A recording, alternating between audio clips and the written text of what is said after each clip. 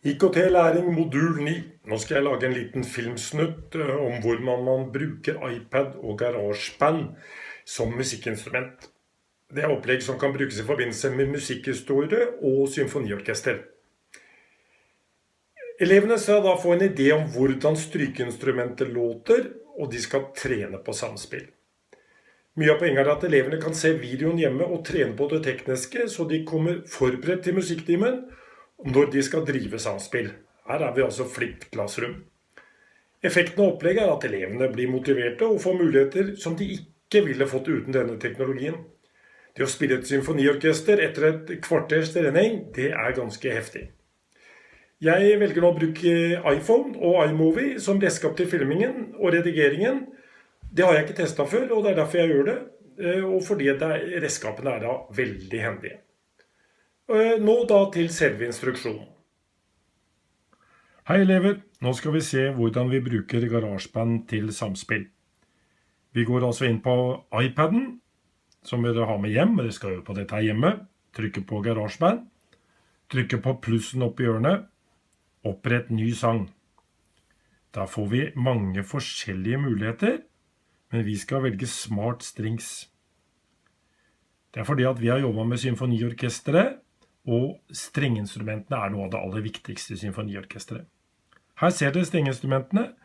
Den lyseste fiolin, så er det annen fiolin, så er det viola, står der, det er bratsj, så er det cello og bass. Jeg kan velge å spille alle instrumentene på en gang, og da kan det låte sånn.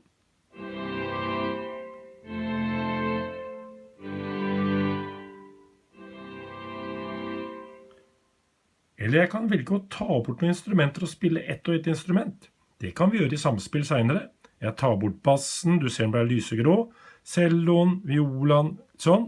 Da er det bare fiolinen igjen. Skal vi høre hvordan det låter?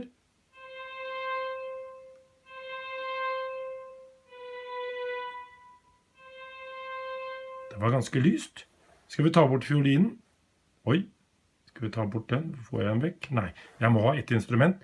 Tar jeg på bassen, så da kan jeg ta vekk fiolinen. Så skal vi høre bassen. Oi.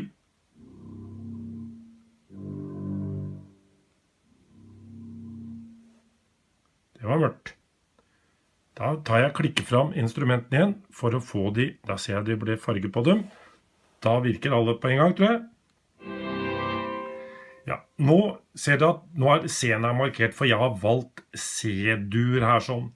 Hvis jeg skal velge andre tonearter, så skal jeg gå på den skiftnøkkelen oppe i hjørnet. Der får jeg mange muligheter, jeg får tempo og så videre. Men noe som heter toneart, da kan jeg velge tonearter. Det er enten dur eller moll, som er her nede, dur eller moll. Når den er blå, så er det du velger dur. Og jeg skal altså velge C-dur. Bare klikker jeg meg bort. Så kan jeg da spille igjen. Altså jeg hadde toner hele orkestret.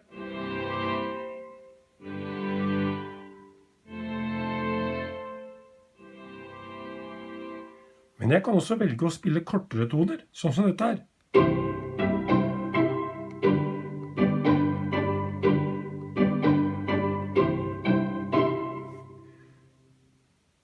Så kan jeg kombinere lange og korte toner.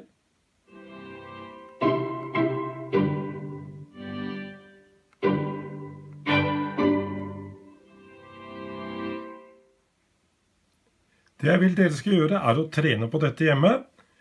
Så skal vi drive med samspill i morgen på skolen. Altså, da kan dere for eksempel bruke lange toner.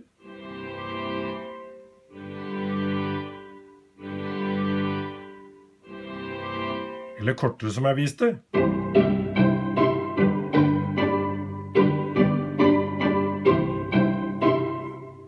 Så ser dere at det er mange andre akkorder her også man kan bruke.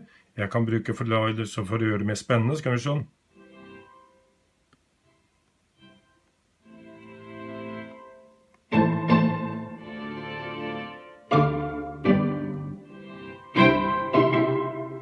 Det er veldig mange muligheter. Så kan dere også, som jeg viste i stad, velge å ta bort noen av instrumentene. Nå er jeg bare annen fiolin igjen.